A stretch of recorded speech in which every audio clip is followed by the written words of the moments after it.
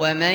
يشاقق الرسول من بعد ما تبين له الهدى ويتبع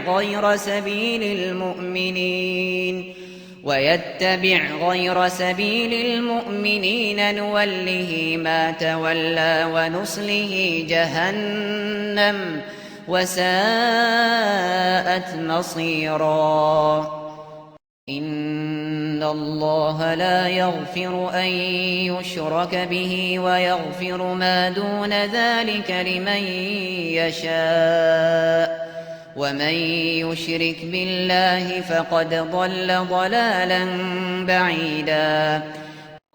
And whoever opposes the messenger after guidance has become clear to him and follows other than the way of the believers, we will give him what he has taken and drive him into hell, and evil it is as a destination. Indeed, Allah does not forgive association with him, but He forgives what is less than that for whom He wills. And he who associates others with Allah has certainly gone far astray.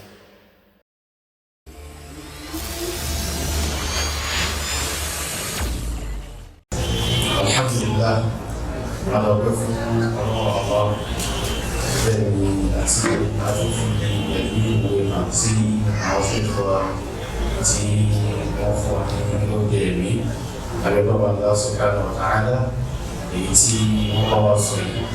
التي يقول فهو يقول فاني عياس من القيامة ní àìníkọ̀ ní àsìkò púpọ̀ àwọn ìmọ̀mù wọn ní àfikún sí kejì tí wọ́n sọ ti ìpele ní afẹ́kí látẹ́tíwọ́ ọ̀rẹ́lọ́wọ́ lásìkò alákọ̀ọ́ láti dáadáa fún àwọn ìmọ̀mù wà náà. الحمد لله والصلاة والسلام على رسول الله وبعد. أدعوكم الله سبحانه وتعالى أترى الصلاة على محمد صلى الله عليه وسلم. لينا مكي الشيخ فضيلة الشيخ عبد الفتاح السروني حفظه الله تعالى وسدد خطاه وبارك في عمري وعملي. قال سبحانه وتعالى كبواشي عليكم داداون wọ́n ṣe ìdánilẹ́kọ̀ọ́ yìí fún wa ní tí ó wọnú tí ó dẹ̀ àdírẹ́sì ìntàtórí ẹgbẹ́ ètò ìkalẹ̀. Kọ́lọ́wọ́n subhanahu wa ta'ala kí ó ṣàánú wa ní àwọn fìtínà yìí ó ń lọ káàkiri àgbáyé. Nàìjíríà náà ní ìpín títí ẹ̀ níbẹ̀. Bóòlù èèyàn yẹ fẹ́ pẹ́rẹ́ ní mùsùlùmí tí yóò sọ pé òun ò ní di súnnà kò pọ́síbù. Òun náà ṣe lálàyé fún wa nísìn bóòlù ṣe fẹ́ kírun, bóòlù ṣe fẹ́ gbàwẹ̀, bóòlù ṣe fẹ́ ṣe hajj, bóòlù ṣe fẹ́ yọ zaka. Ó ní di àlàyé Ànábì wa Muhammad sallallahu alayhi wa sallam, àlàyé tí ó dẹ̀ nídi láti lè fi ṣe àwọn iṣẹ́ ẹ̀sìn yìí. Àwọn tí wọ́n gbà àlàyé yìí wá, àwọn náà ni wọ́n gba alukurani tó lò ní bìlíìfù nínú wa. So bó ló ṣe gba kurani lọ́wọ́ àwọn tó ń pè lókùrọ̀, lọ́wọ́ àwọn tó ń sọ pé wọ́n dẹ̀sìn rú, ní àwọn sahaba radwanullahi alayhim. Àlàyé tí wọ́n wá mú látọ̀dọ̀ Ànábì wa Muhammad sallallahu alaihi wasallam wà gbádà mú, ó túnmọ̀ sí pé tànà kú dùn ní. So kò sí bẹ́yàn kan ṣe fẹ́ ṣe ìsìláàmù tí ó ní bó ní tàwọn sàábé ṣe rí, ṣùgbọ́n ẹlòmíì yóò máa takò àwọn sàhábà ridwanullahi alayhim, bẹ́ẹ̀ ni kò lè takò wọn àfi tí ó bá fẹ́ ṣẹ̀sìn yìí lókù. Oníkanú àwọn àfáà ṣáájú Abu Zur'a ar-Razi rahimahullahu ta'ala, gẹ́gẹ́ bí al-imam al-Khatib al-Baghdadi ṣe gbà wá nínú tírà àwọn al-Kifaya. wọ́n ní àfáà yìí sọ pé idha ra'ayta ar-rajul yantaqis ahada min ashabi an-nabiy sallallahu alaihi wasallam fa'lam annahu zindiq. tó bá ti rí èèyàn kan tó ṣe pé àwọn sàábí Ànábì sallallahu alaihi wasallam ló fi ń ta yín, mà pé zindiq ni. that is ẹni tó ṣe wípé ó ń fi Islam bójú, munafiki ni, kò ń ṣe mùsùlùmí. Ó ní kí ló fà? wa dhalika anna ar-rasula haqqun. Ànábì Muhammad sallallahu alaihi wasallam òdodo ni, gbogbo alájọ gbà. Òun náà ló nígbàgbọ́ nínú Ànábì wa Muhammad sallallahu alaihi wasallam. Wal Qur'an haqqun. Bákan náà al-Qur'ani òdodo ni. Ó gbà pé al-Qur'ani òdodo ni. Ó gbà pé Ànábì wa Muhammad sallallahu alaihi wasallam òdodo ni. Ẹni tó ló ń gba Ànábì lódodo, òun gba al-Qur'ani ní òdodo. Wa innama adda ilayna al-Qur'ana wa sunnah ashabu rasulillahi sallallahu alaihi wasallam. Al-Qur'ani àti sunnah tó ń ṣe àlàyé rẹ̀, àwọn tán mú wá fún wa náà làwọn sàbí Ànábì wa Muhammad sallallahu alaihi wasallam. Bọ́ọ̀lù yẹn ṣe wọn abẹnu àtẹ́lù wọn tí ó máa yẹpẹrẹ wọn, ó dẹ̀ ló ń gba al-Qur'ani gbọ́, ó ló ń gba Ànábì gbọ́. Àwọn tó dẹ̀ mú al-Qur'ani wá àti àlàyé rẹ̀, àwọn náà ni àwọn sàbí tó ń bẹnu àtẹ́kù. Àwọn tí ó ń fàbùkù kan, àwọn náà ni wọ́n gba al-Qur'ani wá, àwọn ni wọ́n gba ọ̀rọ̀ Ànábì wa Muhammad sallallahu alaihi wasallam wá. Sọ̀fà yìí wọ́n sọ fún wa pé innama yuriduna liyubtilu al-kitaba wa sunnah. Ó ní wọ́n ń parọ́ ni. Al-Qur'ani gàgànà fẹ́ wó, sunnah gàgànà fẹ́ wó. Torí ẹ̀ ni wọ́n fi ń ṣe tajri àwọn shuhudu wa, àyìn àwọn sahaba ridwanullahi alaihim. Ó ní nǹkan tí wọ́n fẹ́ ṣe nìyẹn. Innama yuriduna liyubtilu al-kitaba wa sunnah. Ìtàn fẹ́ ṣe òun ni wọ́n fi ń bẹnu àtẹ́lù àwọn sahaba. Ó wá ní wal jahru bihim awla. Àwọn wọ̀nyí ẹ gbọ́dọ̀ máa sọ̀rọ̀ against wọn. Zanadikọ̀ ni wọ́n, munafiki tó ń fi Islam bójú òun ni wọ́n. Àfáà yìí sìn, wọ́n ti kú nísìn more than 1200 years sẹ́yìn ni. Torí pé àdíká ní nǹkan tó sún 1200 years, wọ́n bí wọ́n ní nǹkan bí 210 hijra, wọ́n kú ní nǹkan bí 264. That is bí about 54 years náà láfáà yìí lò láyé. About 54 years láfáà yìí lò láyé. Nísìn àwa ní 1442 láwà báyìí. Káyọ̀ 264 káyọ̀ kúrò nínú 1442 káwé ìgbà tí àbá yìí ti jáde láyé. So àwọn kan tí ń bẹ tó ṣe pé àwọn sàhábà wọ́n máa ń bẹnu àtẹ́lù wọn, wọ́n máa ń sọ̀sọ̀kúsọ̀ ń pa wọn. Onílé yẹn kan kó dójúlé àwọn sàhábà ní kẹ́sìn rẹ̀ sì dúró. Gbogbo ẹni tó bá ti dójúlé àwọn sàhábà ní ẹ̀sìn ẹ̀ ti wó. Tó bá lóun gba Kùránì gbọ́, irọ́ ló ń pa. Tó láwọn tó ń gbé Kùránì wá náà lòun yẹ̀yẹ́ yìí. Sọlọ́ jẹ́ pé bí ọjọ́ ṣe ń gorí ọjọ́ ni àwọn èèyàn ń gbé tú kọlọ̀ jáde. Ṣẹ̀fún bàtàfà yìí sọ̀rọ̀ tó sọ, àwọn tó ń bẹnu àtẹ́lẹ̀ àwọn sàábé lòun sọ. Ó rẹ̀ jẹ́ ká mọ̀ wípé Kùránì àti Súnnà gangan ni wọ́n fẹ́ wó, ni wọ́n fi ń tako àwọn sàábé, náà fi ń bẹnu àtẹ́lẹ̀ àwọn sàábé. Jàmáà, tábà wọ nísìn, ṣé wọ́n ti wá jáde sí Súnnà òun gangan sí? Òní gbogbo ìtàn tí wọ́n sọ fún wa, káwé àwọn èèyàn tán bẹnu àtẹ́lù Súnnà. Àwọn kan jáde láwò tí ẹ gba Súnnà rárá. Àwọn kan ní àgbà Súnnà, ṣùgbọ́n Súnnà tó bá làákàyè mu ni. Làákàyè ta la fẹ́ lò gẹ́gẹ́ bí sítándàdì. Ṣé títí bàbá arúgbó, àbí títí ọmọ ọdún 5, àbí títóbìnrin, àbí tọkùnrin? Èwo la fẹ́ lò bí sítándàdì táàbí sọ pé lè bá làákàyè mu, yóò bá làákàyè mu. Ìgbà táwọn mí ó tún wó sùsùn tí wọ́n tiẹ̀ tún kìrìsáìsì Kùránì gangan. Ní àwọn ìdánilẹ́kọ̀ọ́ láti sọ èyí tó sọ pé èyí tó máa ní kóbìnrin kó máa mú ìdajì ogún tí ọkùnrin bá mú yẹn, ó yẹ ká rìvíù kìíní yẹn. Lára àwọn ọmọ Lárúbáwá náà ló sọ, ó ló yẹ ká rìvíù rẹ̀. Òfin yẹn Ọlọ́run ọba sọ nígbà tí àwọn obìnrin ò ní responsibilities. Nísìn àwọn náà ti ní responsibilities tó ṣe pé wọ́n gbá wọn bùkátà ńlé. So bóò ni bàbá arú obìnrin bí ó ṣe wá jáde láyé, àbí ìyá rẹ̀ ó jáde láyé, wọ́n wá fẹ́ pín ogún, wọ́n wá fún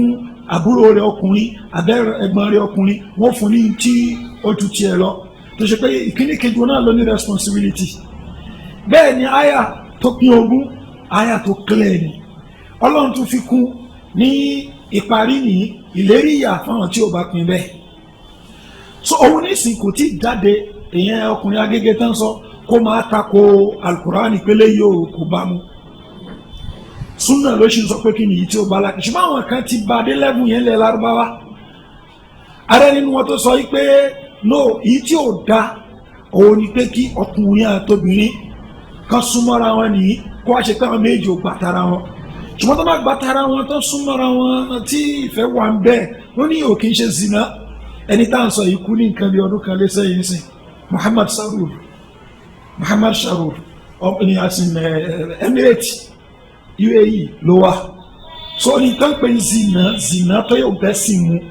òun ni kéèyàn rẹ́pù yẹn. Ṣùgbọ́n ọkùnrin kan tóbìnrin kan jọ nífẹ̀ẹ́ náà dẹ̀ bára wọn sọ pé ẹlẹ́pẹ̀ yẹn zina. Then kéèyàn sọ pé kéèyàn borí kò ń ṣe dandan pé kó ìsọ pé ká máa borí yẹn ni. So ayé Kùránì tó clear. So wọ́n máa tú Kùránì ní tútú tí ó bá tiẹ̀ mú àbí tó bá ti wọ́n mú. Ẹni yìí nígbà tó dẹ̀ jáde láyé náà ni aráàlú tó tún ṣe rahimahullahu fún pé kọ́ lọ́wọ́ bá kó bá wa kẹ́ tó tún ṣàdúrà rẹpẹtẹ. Láìpẹ́ ìkan náà ó jáde láyé tí obìnrin lòun ó ti máa ń takò Al-Qur'ani takò ẹ̀sìn Islam dọ̀. Ìgbà tó náà tún jáde láyé ni àwọn kan tún ṣàdúrà fún náà pé kọ́ lọ́wọ́ tún kẹ́. So ló jẹ́ pé àsìkò táwa yìí àsìkò fìtínà ni oríṣiríṣi làá máa gbọ́ làá máa rí tó ṣe pé àwọn èèyàn ó máa sọ tí wọ́n máa ṣe àwa ni ká mọ nǹkan tí à ń ṣe àwọn èèyàn ní máa ṣì wá lọ́nà àfi tó ṣe pé kí ni káwa gangan fúnra wa tá a bá dúró déédéé. A lè máa wo pé kí ló dé tí àwọn ṣéèkù wa táwa sẹ́ńtà lórí ọkùnrin yìí báyìí torí pé òun náà dojú lóní súnnà ni. Nísìgbà tí a lè ń ṣe wá sí tafsir tó ṣe tafsir Ramadan tafsir lọ́lọ́run ṣe tí àwọn èèyàn jókòó tán pọnú mọ́ṣáláṣí tó wáyé pé nǹkan tó wà sọ ní pé àwọn alùfitínà alùsúnnà bó ṣe ń bọ̀ wá sórí yín o tafsir ló ń ṣe yẹn o àwọn adákẹ́ aka ọgbẹ́ra a ní pé kí ni káwọn èèyàn má bàa sọ pé à ń sọ náà irú èèyàn báyìí ó ní ìdí káwọn èèyàn ṣe rọ́dù fún àwọn ọmọ ẹ̀yà tán kájú ẹ̀ dáadáa wọ́n dẹ̀ ń ṣe rọ́dù fún tó ṣe yí pé gbogbo àwọn irọ́ tó ń kó wá òun ni wọ́n ń gbádànù. So eléyìí ká má jẹ́ kí ó yà wà lẹ́nu tó ní pé gbogbo àwọn wàhálà bẹ́ẹ̀ jẹ́ ká fi wọ́n lẹ̀ tóun bá fi lẹ̀ wọ́n á fi lẹ̀ ṣùgbọ́n tóun bá ní rárá ní tóun ó máa sọ náà àwọn èèyàn gbọ́dọ̀ jòkó sí lọ́rùn ni tó bá sọ ẹyọ kan wọ́n fún padà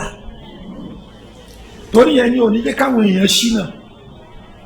Mo ti sọ̀tàn yìí ní àmọye gbà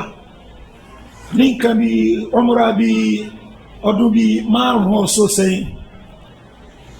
ó ní bàbá kan àkànpàdé níbi hòtẹ́ẹ̀lì kan rí báyìí wá ní tó bá ti yá tó ń bá délé nísìn Sahih Bukhari òun fẹ́ lọ súnmọ́ ẹni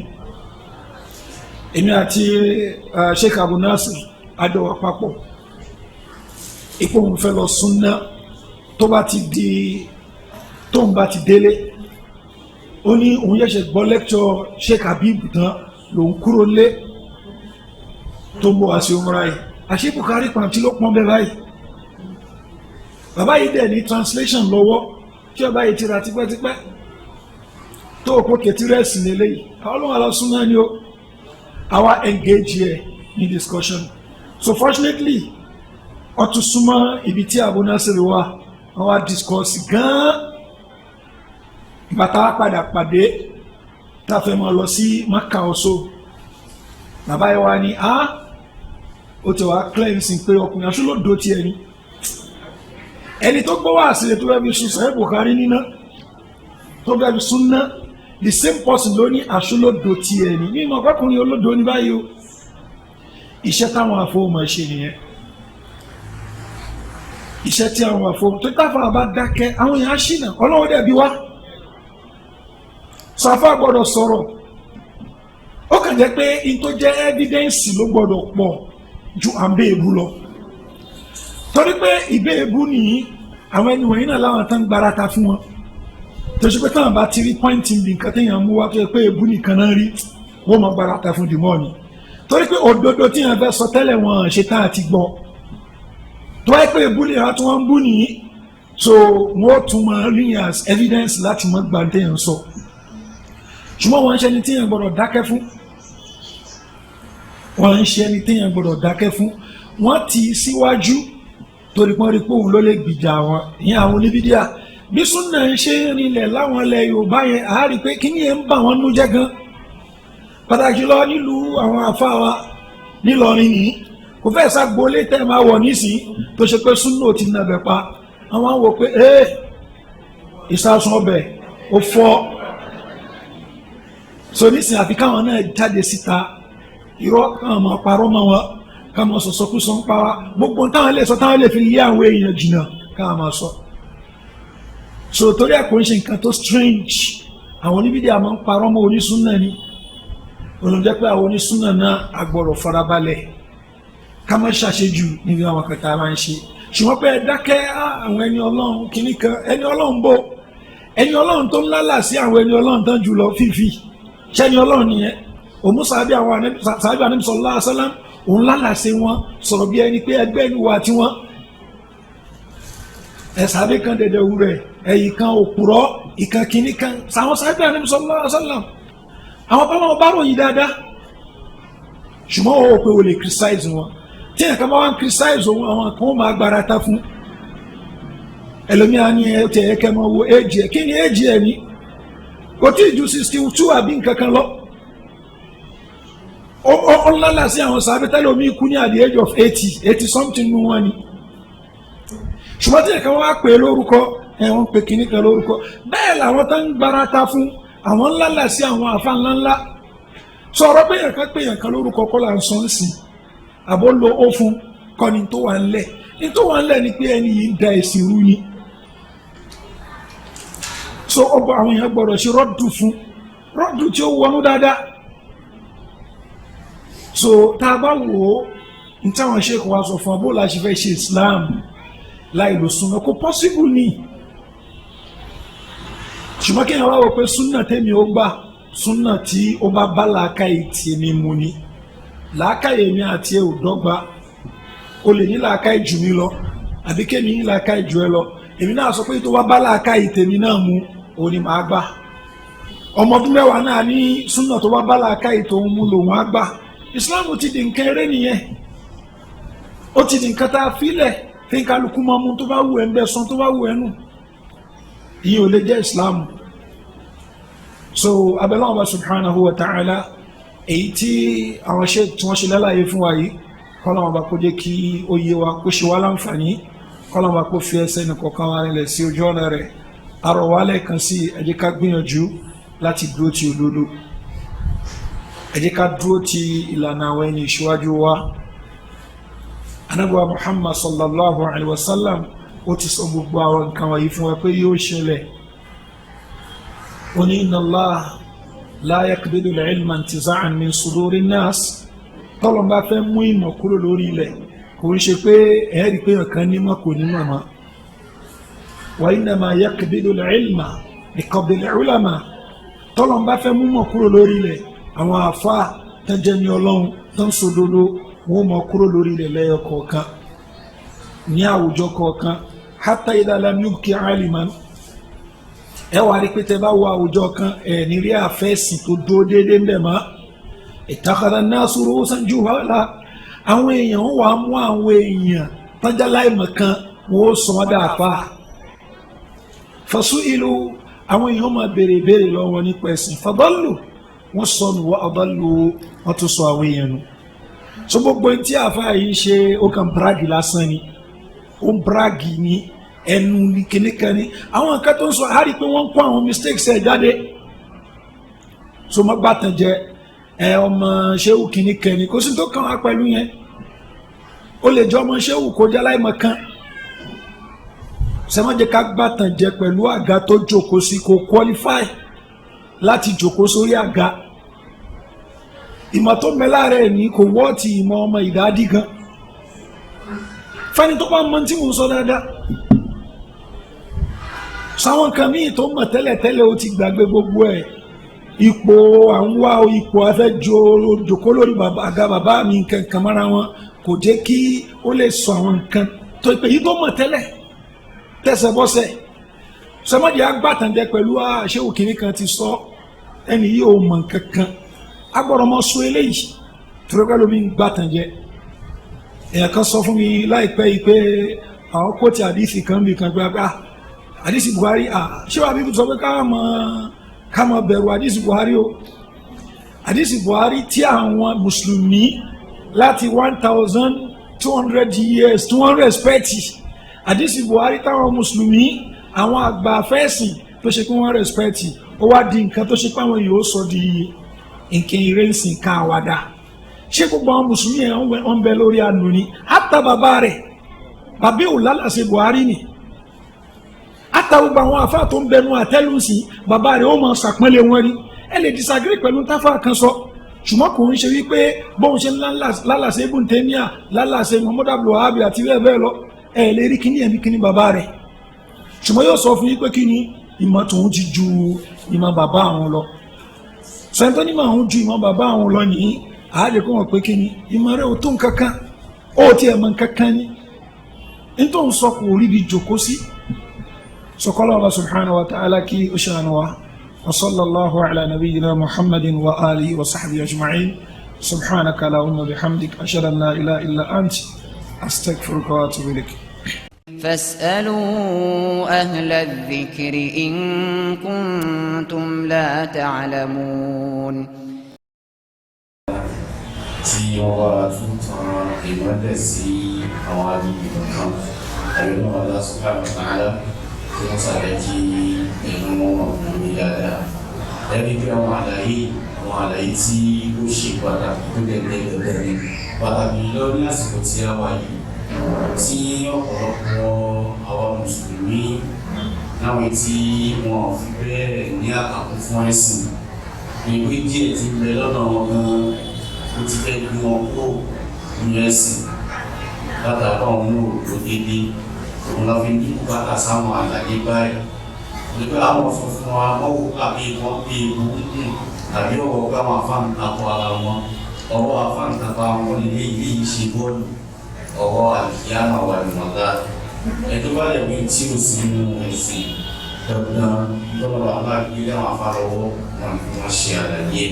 òun náà ni àwọn àlàyé tí a ń fetí gbọ́ lẹ́nu àwọn àlùfáà wa yìí ṣòyẹn níbi tí a ní àwọn kankan mú béèrè díẹ̀ tí a wò pé agbègbè báyìí lápò ẹ bá ṣàlàyé ìtọ́kùnrin yìí wí àtẹ́lómi náà wí tó fẹ́ tó tiẹ̀ torí ọkùnrin yìí kọ́nà kó ṣàlọ́wọ́ ní wàláhì olùdàmọ́ púpọ̀ ó lè kó ìwé yìí sí ọkàn àwọn mùsùlùmí ìwé àwọn tí wọ́n láǹfààní àti gbọ́ àwọn àlàyé báyìí àwọn àlàyé yìí sẹ́ni tí ó gbọ́ tiẹ̀ tí ó ní wọn pàtì ní nǹkan tí kò kì í tó a lè ní ìlú díẹ̀ ní tí àwọn òwe wọn lè bá wa tọ̀ ìmọ́lẹ̀ sí ní àyè pẹ̀lú tó bá ní ìbéèrè kan sí ìkejì náà wọn bá wà náà àbáwọn ọ̀rẹ́ wa kí ó láti ọ̀dọ̀ àwọn obìnrin wọn lè kọ́ wa nígbà tí ibi títí 2 o'clock. ìbéèrè tí ọmọ ẹ̀ wá tí wọ́n béèrè. kò ju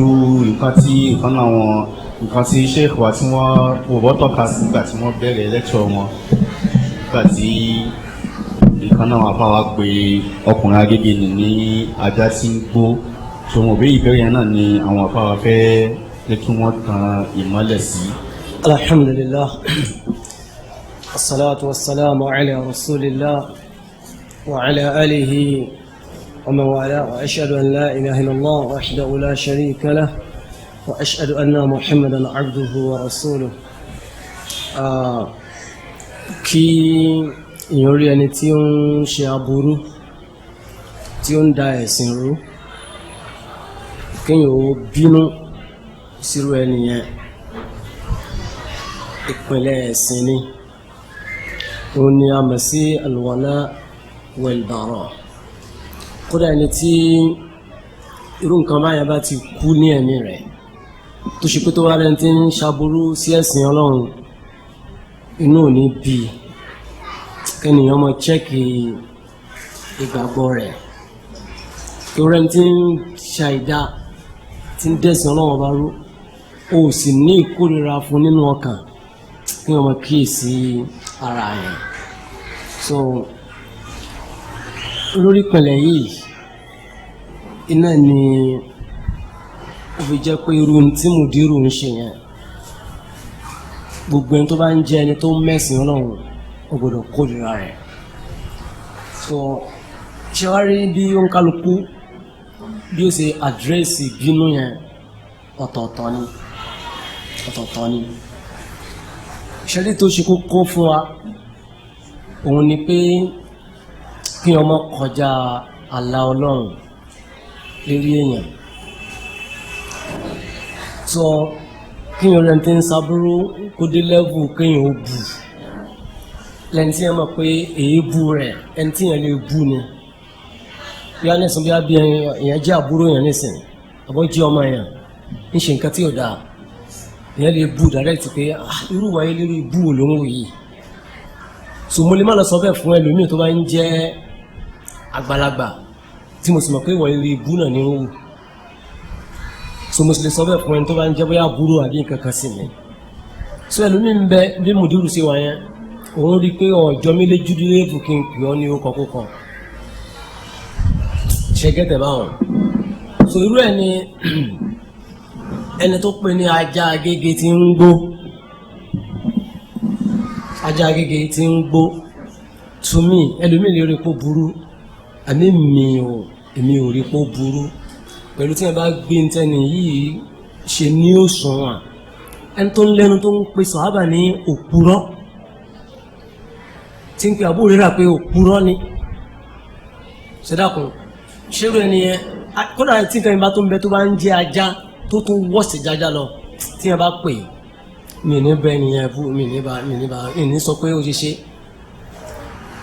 So torí pé kí ni bọ́n bá bú bàbá wa gángan kò kí bàbá tó bí wa ni wọ́n ń bú ṣubú láṣẹ react pẹ̀lú ẹni yẹn ṣẹ́rí tó bá yẹn ló jẹ́ ni pé àwọn tó láwọn tó ń súnmọ́ àgbọ́yé súnà tó wá sọ yóò di iṣu láàrin ara wọn ìkìlẹ̀ Dr. Fodil bá mọ̀ pé ní ajá bá mọ̀ sí kíní kan kíní kan wá pè àbí tọ́ ẹgbà tẹ́lómi pé ní kèfèrí kí ló tẹ̀ jáde sí yẹn náà wọ́n wá pè ní kèfèrí ṣùgbọ́n nìkan ti pè ní kèfèrí darí èmi gan kèfèrí ní lọ́nà tèmi báyìí náà lọ́nà tèmi gan mo ṣùgbọ́n pẹ̀lú ìgbà tí mo ti rí gbọ́ pé tóun náà fún am torí tẹ́lẹ̀ ìmọ̀ sọ pé ọ̀rọ̀ rẹ̀ yẹn gbọ́dọ̀ wà very careful torí lè sọ fún yín nìsí pé n tí ń sọ kọ́ yẹn tẹ́bá ní oní kò sí ìjáàbù yóò tó ní ẹ̀yìn mi sọ pé kò sí ìjáàbù mo ní kì í sọ̀rọ̀ yẹn ní ẹ̀dàkùn ṣé ẹ̀ tó ní kò pé ọ̀tọ̀ tó ní tẹ́ni yìí tó ń wí yìí bọ̀ tẹ́lẹ̀ yìí ó náà fáàm olóhùn pé Abu Hurairah ló kùrọ̀ ó mi pé ó ní hatred àwọn sàhábà lẹ́mìí ọlọ́run sì jẹ́ kó clear pé liyaghiza bihimul kuffar wọ́n tó bá ti jẹ́ kèfèrí inú àwọn sàhábà máa ń bì ní. So kéèyàn ó pè kó gbó kan tí wọ́n bá lè pèlè yìí èmi ò lè bá yàn jà lérí rẹ̀ ó depend lérí pé tó bá rí pé ẹni yìí ní tó lẹ́tọ̀ọ́ sí lọ́dọ̀ tòun ni kó fún un torí bóun gẹ́ ṣe wáyé kò sí ní tí ò lè pè yàn so sáàmù sábòsí fún un dé náà ni àbòsí ni pé kéèyàn máa sọ ní tí ò sọ kéèyàn máa parọ́ ní tí ò wí máa ń sábòsí fún un dédé tó bá wí gẹ́gẹ́ try láti kó tirẹ̀ kó sì sọ tó bá fẹ́ sọ lé so kò jí níwèé tí náà lè máa gbà bí à ń gbàgbà ọtí láàrin ara wa tí wọ́n á di kí wọ́n tó wá kún sí di Facebook tó wá tó ń tí oúnjẹ tó ń fà kéèyàn bá má sọ báyìí nítorí kí ni kọ́lá tó bá ní ọba tẹ̀ lákìsí pé abẹ́ ọ̀rọ̀ tẹ̀ sọ yìí sì lé o kò sí tó burúkú kọlu ẹni yẹn lọ́rọ̀ báyìí mo sì mọ̀ pé ẹ̀bá máa sọ báyìí torí àǹfààní báyìí torí àwọn tí wọ́n ń tẹ̀lé so kò sẹ́ni tí ó gbọ́ tí ò ní sọ pé ẹ̀rì wọ́n ń pèlè ajá ní kankan kan so pé wọ́n lè má fẹ́ lísìn sí ọ̀rọ̀ tẹ̀ bá ń sọ lódodo ń gbà mẹ́ma èébú yẹn ni wọ́n máa wò èébú yẹn lẹ́lòmí ọmọ rán kò sí lóòótọ́ gbọ́ tẹ́lẹ̀tẹ́lẹ̀ náà kọ́ra bọ́rọ̀ yẹn ò ní èébú nínú kò ní gbà but ibi èébú yẹn ni ọ̀ràn mọ́ pé wọ́n á bu so Allahu a'lam. Naam, jazakumullahu khairan. Àfikún tí mo kàn fẹ́ fi kún eléyìí ò ní pé arákùnrin tí wọ́n sọ̀rọ̀ ẹ̀ fún wa yìí èèyàn tó ṣe pé ó rẹ́dí àti jà pẹ̀lú gbogbo tó bá ní irọ́ ni àti gbogbo nǹkan mi tó lè ṣe. Mo kí ní ọ̀rọ̀ ẹ̀kan láìpẹ́ yìí àbí kí ní bí after tí mo jẹ́ sàárì tán wọ́n á rí pé ẹnìyàn ń sọ ìpapá àwọn onísúnnà ìjọba ní láti rí sí wọn torí pé wọ́n wá da ẹ̀sìn wó ni wọ́n dẹ̀ ń gbé problem wọ Nàìjíríà. So ìgbà tí ó sọ ó líǹkì ẹ̀ mọ́ àwọn tí wọ́n lọ ń gba kíní fún àwọn bandits tẹ́ni kíjọba fún wọn ní amnesty àti bẹ́ẹ̀ bẹ́ẹ̀ lọ ó dá gbogbo ẹ̀ papọ̀. And reason tí onísúnnà tó dúró lórí tí Ànábì sallallahu alaihi wasallam àti àwọn sàhábà tí wọ́n ń bẹ lórí ẹ̀ reason tá máa fi ń sọ̀rọ̀ nìyẹn. Tó bá ń lẹ̀ wá mọ́ àwọn ìyẹn Facebook ni o àti bẹ́ẹ̀ bẹ́ẹ̀ lọ wọ́n á pè é ló kù rọ torí pé refutation fún àwọn Boko Haram ní ICC ní lè rí ìtẹ́yìn ṣe tó mú ó ṣe rí ìtawà ṣe ṣùgbọ́n torí kó fẹ́ hùwà bàjẹ́ nìyí yóò mú wa yóò jọ wá pọ̀ mọ́ àwọn ìyẹn péjọba ní láti rí sí wa rí sáwọn onísúnnà tí wọ́n ń dá nǹkan rú tí wọ́n ń ṣe bóò ní Boko Haram ṣe jẹ́ ìjọba onísúnnà àwọn akẹ́kẹ́ ń takùn wọn pé wọ́n ń ṣe onísúnnà à ń takùn ISIS pé wọ́n ń ṣe onísúnnà ṣùgbọ́n torí pé ìwọ ṣàfẹ́ jẹjà òwò gbogbo ẹ̀ tí wàá so papọ̀ mọ́ra wọn nìyí ṣé torí pé wọ́n sọ pé kẹ́ ẹ má ṣe jálà bí mọ́ kẹ́ ẹ má jẹ àwọn èèyàn jẹkújẹ mọ́ ẹ má wọ́rọ̀ èkú mọ́ gbogbo nǹkan tó ń takò nìyí ẹ má ṣe àdádálẹ̀ mọ́ ìtò ń bẹnu súnnà tẹ bá fẹ́ ṣẹ̀sìn ó tó yín ṣe ju gbogbo àwọn àgbélẹ̀rọ ń tẹ́ ń ṣe lọ ìtàwọn èèyàn sọ pé fi dáràn lọ́wọ́ yín ni ẹ wà torí pé ẹ tún ní iṣu pẹ̀lú àbúrò yín kan kìnnì kan ẹ tún sọ yẹn náà di kìnnì ṣé èèyàn kan ló ní káyìn má ní irùngbọ̀n kábúrò yín ní irùngbọ̀n ni àbí èèyàn kan ló sọ pé kíyàwó àbúrò yín máa bójú kíyàwó tí máa bójú tí ó fi wá di pé à ń àtàkì ọ̀rọ̀ ìjáàbù àní kò ń ṣọ̀nà èèyàn bọ̀ ìjáàbù ò ṣe kí ń ṣọ̀nà èèyàn so gbogbo àwọn nǹkan wọ̀nyí ẹni tó bá understand tó lọ àmọ́ ìgbà tó di pé wọ́n àtàkì Saudi sì torí pé wọ́n gbowó kan wá ni wọ́n gbé kalẹ̀ ṣé èmi ní sì ṣe mò ń gbowó lọ́wọ́ ìjọba Saudi ní àbí mo mọ̀ wọ́n ṣùgbọ́n ya pààrọ̀ náà ìjọba Saudi òun ló ń finance wọn òun ló ń ṣe kínní àwọn bàbá tó ń jòkó kalẹ̀ yìí sì wọ́n mọ̀ wá dáadáa ní àwọn tọ́lọ́ ọba subhanahu wa ta'ala ń lò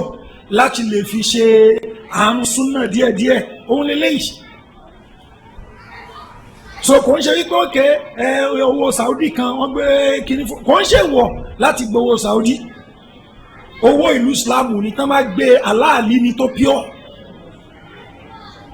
ẹ̀yin náà dẹ̀ gbà á bàbá yín gbà á kán tó kú ẹ̀yin náà tún gbà á èyí tó fẹ́ fún yín tí wọ́n fún yín mọ́ òun ló di wàhálà yóò ṣe wá jẹ́ nǹkan tá a fi máa takò àwọn èèyàn kan yìí ẹ jẹ́ àdírẹ́sì ìlú tó wà ńlẹ̀ tẹ́ bá lẹ́rìí wípé kẹ́ ẹ máa forí èèyàn ṣó nǹkan nìyí àbí kẹ́ ẹ máa tẹ́ yẹpẹ̀ kẹ́ ẹ máa wọṣẹ́ fáwọn ẹ̀kọ́ ẹ̀rí yẹn jáde ìyẹn ní tá a nídìí ẹ jẹ́ àdìskọ́sì mọ̀ tó bá ṣe yí pé nǹkan tá à ń sọ ní pé Ọlọ́run ọba kò sí lókè kò sí nsàlẹ̀ kò sí wájú kò sí lọ́tún kò sí lósì eléyìí tó bá ṣe pé yẹn ni àkídà yín ẹ sọ káwọn èèyàn mọ̀ kẹ́ ẹ sọ létí ìyá arúgbó pé Ọlọ́run ọba ò sí lókè kẹ́ ẹ wo bí ó ṣe wò yín ẹ sọ létí ìyá arúgbó ní pé Ọlọ́run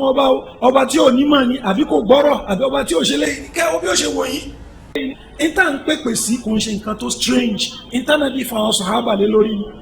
ẹ̀yin lẹ́ mọ̀ bí tẹ́ ti rí gbogbo àwọn pàǹtí tẹ́ ń gbé káàkiri tọ́lọ́wọ́ bá fẹ́ búyàn ní nǹkan yóò búyàn ní nǹkan dandan kọ́ ni kò parọ́ fún kò tí ò ṣe kò lóhun ló ń ṣe. àwọn èèyàn wọ́n ti wà bored wọ́n ti wà tired of gbogbo irọ́ pípa tá a fi ń gbó lọ́wọ́ wọn ni sọ ohun tó jòdòdò fún yẹn ẹni tó bá fún ẹ yóò fún ẹ ẹni tó bá rẹ̀ ní fún ẹ kò ní fún ẹ. so ní táwọn èèyàn ń takò òní gbogbo irọ́ tẹ̀ ń pa fáwọn èèyàn ni so eléyìí ni nǹkan tó pàtàkì ká mọ̀ ẹ́ ni Boko Haram ní kíní kan ní àwa wáàsí wa ó wà in hundreds ni kò kì í ṣe intense gan tó ṣe pé a fi takò gbogbo àwọn èèyàn bẹ́ẹ̀ so ní problem pẹ̀lú ìjọba ẹ̀ lérí mo ti bọ́ tanjọ́ kan tí mo wá ń fàyà Buhari nìyí àbí mo ń fàyà gọ́vnọ̀ kan ni kò ń ṣe ìlànà àlùsùnnà ìjọba ò ní mistake àwa gangan fúnra wa láwọn mistakes ti wa so mistakes ìjọba ò ń ṣe ń tàn discuss publicly tá a mọ̀ bú ìjọba ń tà dólé lórí yẹn so kí ló fẹ́ kàn wá àtijọba tíjọba fi mọ́ wa káàkiri àwa àti yín lájọ ní issue wípé ẹ̀ ń ṣì àwọn èèyàn lọ́nà ẹ̀ ń parọ́ fáwọn èèyàn ẹ̀ ń jọ̀wọ́ ọ̀rọ̀ èèyàn lọ́nà èrú so tẹ́ ẹ̀ bá dẹ̀ jẹ́ lọ́nà èrú ẹ̀ mẹ́fídẹ́ǹsì wa tó ń bẹnu al-Qur'an àti sunna kárí so wallahu alam. Jazakumullahu khairan ẹ̀rí pé àwọn àlàyé yẹn ó ń wọra bákan tí a bá ní kí á mọ̀ tẹ́ lọ bẹ́ẹ̀ àsìkò tí a tó kún bí a fẹ́ ṣe díẹ̀ ẹ̀rí torí ọkùnrin yìí lásán gan fún rẹ̀ ó nídìí ọ̀rọ̀ tí ó kára báyìí nígbà tí yẹn bá ní sàárà nábì dẹ̀dẹ̀ wù rẹ̀ ni bàtà wàá bí wọn ni àṣùwọ̀n wàá gbé egun ni tábà kó bá bá tẹ pé ṣé wàá dá mọ́ dẹ̀dẹ̀ wù rẹ̀ ni ṣé ó dùn létí tiẹ̀ náà ṣé àwọn nǹkan báyẹn sàárà nábì sallallahu alaihi wasallam ń ṣe tá a mọ́ fi ń ta yín tó bá fi sàárà nábì ta yín wọ́n fi bàbá tiẹ̀ náà ta yín wọ́n fi gbogbo ọ̀rẹ́ náà wọ́n fi ta yín so kò dẹ̀ ṣe nǹkan tí a máa jà lé lérí pé wọ́n bu ẹni ibú náà nínú ìpínlẹ̀ kó lọ́wọ́ alákòóbá fi mọ̀nà kó dẹ̀ tún gbogbo wa ṣe àsìkò tí àwọn ìmọ̀ wa fún wa ti tó kódà ìbéèrè kan wà níbi ṣùgbọ́n kí làwọn ìbí òbí tù ló fẹ́ lù ní tó ọ̀dà àyè ní àsìkò tó pọ̀ nù Jazakumullahu khairan ọwọ́ yẹn lèmi ń wò pé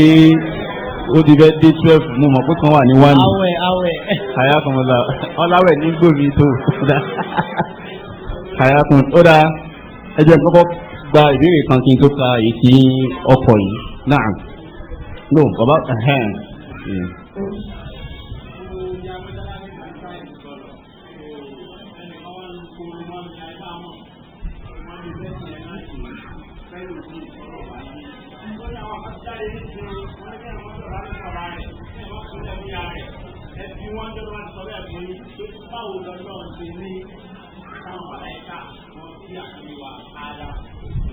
tó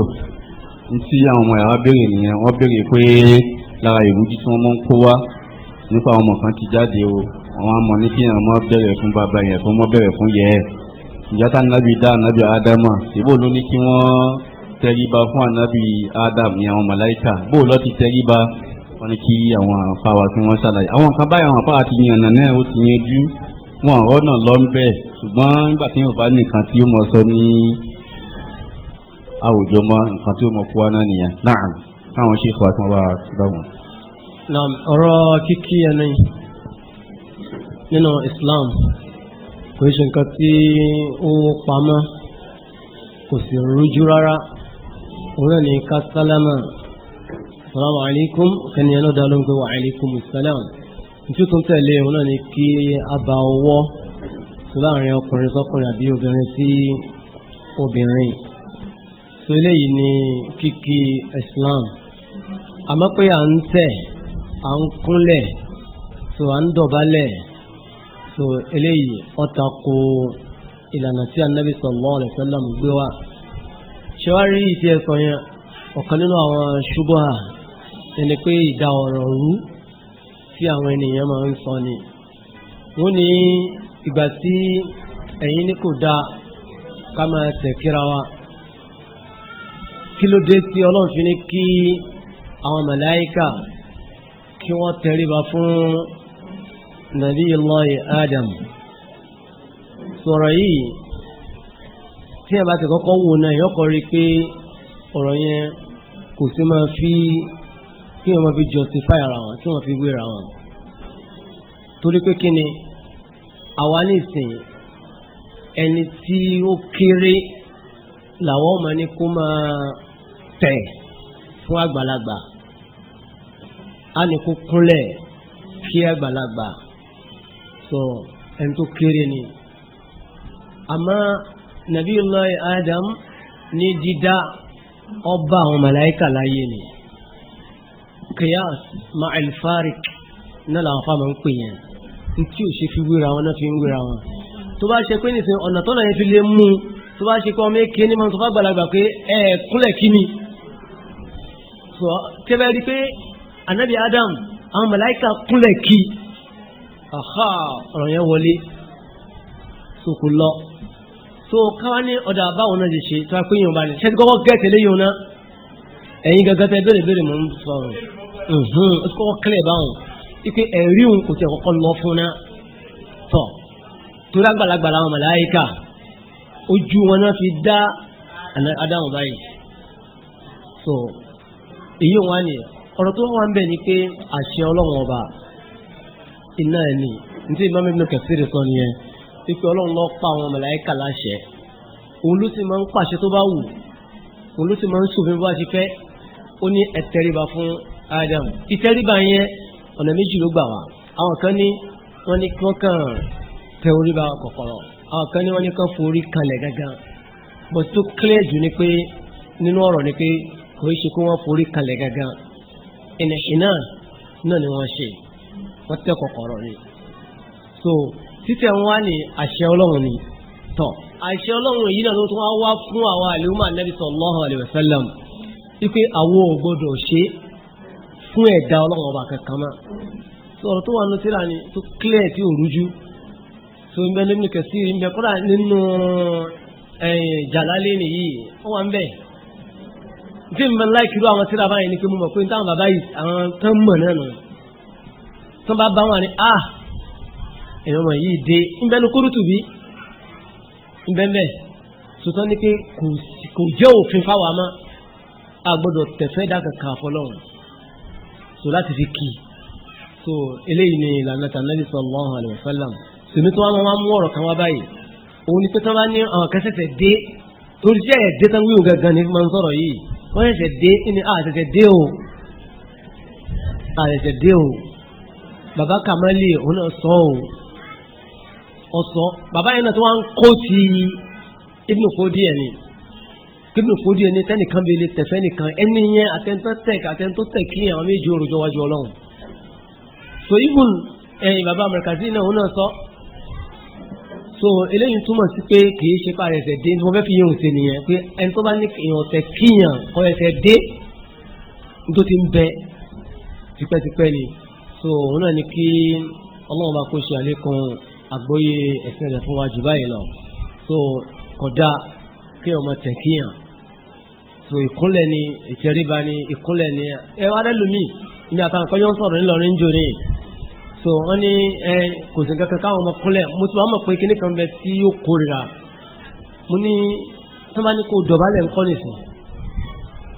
láti fi kíyàn ó lóun lè ṣe yíò mo ní kí ló lè mọ́ mu ọ ṣe ó ní ẹ̀kọ́ dá ní fúfú tí ò fi dá fún mi ní àwọn èsì bẹ́ẹ̀ ńlọrin ṣé fúfú nu tí mi bá ní èmi láìkẹ̀ yín mọ̀ tẹ́nìkan bá lóun láìkẹ̀ nísìn onílẹ̀ Yorùbá wọn ni àwọn ńlọrin onílẹ̀ yìí ńlọrin ọ̀rọ̀ lọrin tí ẹni yìí ń sọ ọláwọn èsì ń tàwọn fáwọn àwọn Yorùbá ní máa ń ṣe yíò ní ilẹ̀ ọ̀nà ilẹ̀ west ní máa ń ṣe mú ní tó bá lọ bẹ̀ tó fẹ́ràn lè fẹ́yàwó tí wọ́n láwọn òní fún yàwó àbí kọ dọ̀bálẹ̀ olóhùn ní dọ̀bálẹ̀ ọ̀ mú ní aláṣẹ jù ní ọ́ tí wọ́n náà ń pè mí ní aláṣẹ jù ní sẹ́mi ní ìkúnlẹ̀ kíyàn wọ́n ní ọ̀kẹ́ mú ní sórí ní tí wọ́n mọ̀ tó kọ ní ìrira láti dọ̀bálẹ̀ ọ̀ èmi mọ̀ jù ọ́ lọ ló fi kó mi náà ní ìrira láti fi tẹ̀ kíyàn so bá a ṣe yanjú ọ̀rọ̀ nù tòun náà ni pé kí a máa kúnlẹ̀ kíyàn ìlànà Annabi sallallahu alaihi wasallam wallahu a'lam. Jazakumullahu khairan yẹn wọn lọ wá san àwọn àfáàrà sísè náà.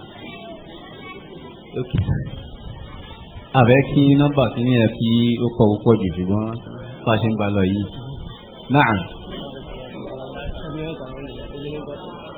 ó yá wáyé sọ́dọ̀ nǹkan.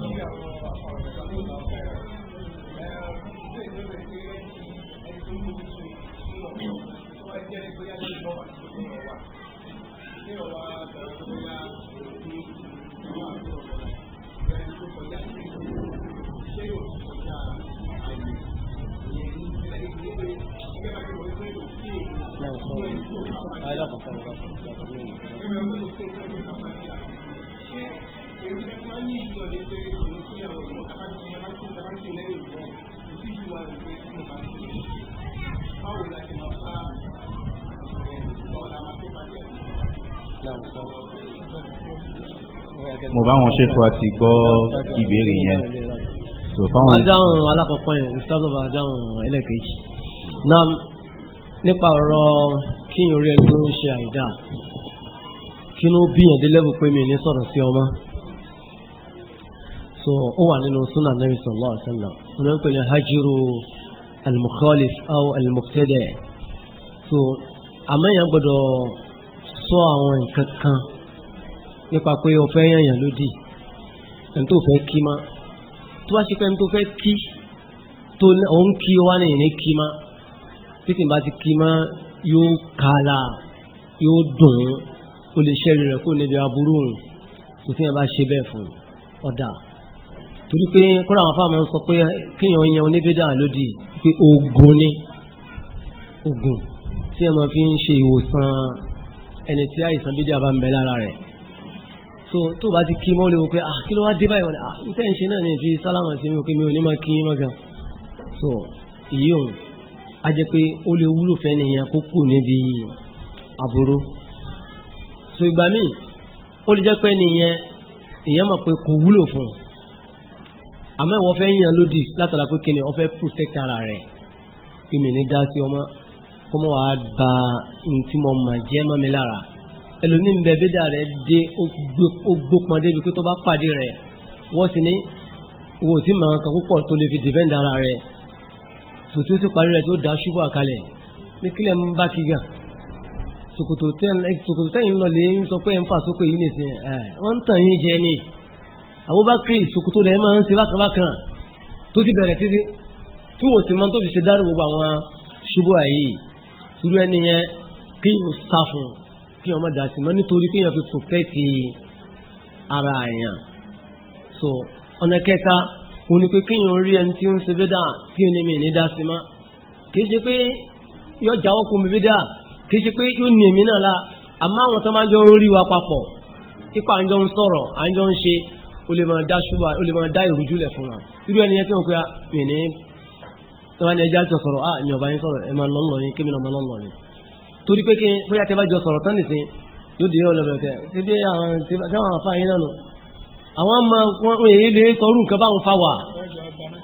àwọn ọmọ wa ń gba nǹkan lọ́nà tí wá gan so àwa náà ń fara tì bọ̀ tó kàn tẹ̀yìn jẹ ni túrú ẹni yẹn kan bá kọ́tẹ̀ kó jìnnà sí yẹn so àwọn ọ̀nà mẹ́tẹ̀ẹ̀ta tí wọ́n fi ń ṣe hajjúrù fún àwọn èèyàn náà lè fi lágbẹ́rẹ́ ní òsún mọ́mọ́ ó lè ṣe ọ̀kan nínú mẹ́tẹ̀ẹ̀ta àwọn túrú ẹni yẹn ti ní kò ní límítì pé ọjọ́ mẹ́ta tí ọjọ́ mẹ́ta lọ àbí kíní kan ìgbà tó bá tó rí pé ìfọ̀kànbalẹ̀ ń bẹ lórí nǹkan yẹn so bí àwọn afá ti ṣàlàyé rẹ̀ nìyẹn ìgbà míì yẹn lè fẹ́ yan ọmọ yẹn lódì tí ní ọmọ dọ́dọ̀ ní ọmọ bá mi sọ̀rọ̀ irú ọmọ tí wọ́n pè ìdààmú ọba tí o bá ti rí bóyá ọ̀dá sí mọ́ni àbí nǹkan kan mọ́ni tí ó sì já ọkọ̀ níbi ìbàjẹ́ yẹn tó dá kéèyàn ṣe bẹ́ẹ̀ sàmẹ́ntò ìkan ìmáàmù àdúgbò kan ni tí wọ́n bá lò kí mọ́gàn ohun tó lè sọ fọ́nà òun tiẹ̀ níjó láyé owó ó tiẹ̀ dá mọ́ kí wọn sílùú ẹni yẹn máa kí àtúbà mọ̀ pé ó bá lè jẹ́ ìnira fún wọn ó lè kó bọ̀ torí ńgbà mí ẹni tó bá kí mọ́ bóòlù ṣe fẹ́ rálá yìí ṣe fún ìgbà tó bá kí nìsín pé ìmáàmù rẹ̀ ó sì kí bí a ó sì mọ̀ pé ìmọ̀ ń takò sínú ẹ̀rọ kan ó lé easy kó rí bí wọn ṣe kí ń jọ́ kankan ní ẹ̀dá kan bá mi rí bàbá yìí àmẹ́ni tó kí tó wá mú yàn lọ ọmọ dáadáa yìí sì máa ń kí mi ò nǹkan kaba wọn wọn mo fẹ́ rí mo fẹ́ máa lẹ kí mi àtàlejò kájọ wá kan sàwọn àlàyé ọ̀rọ̀ kan kan so yóò rọrùn fún yàn láti lè pẹ̀lú ẹni yẹn irú ẹ̀ sì ń bẹ́ náà pẹ̀lú látara àwọn àlàyé yẹn náà ló ń sábà fi fẹ́ lò míì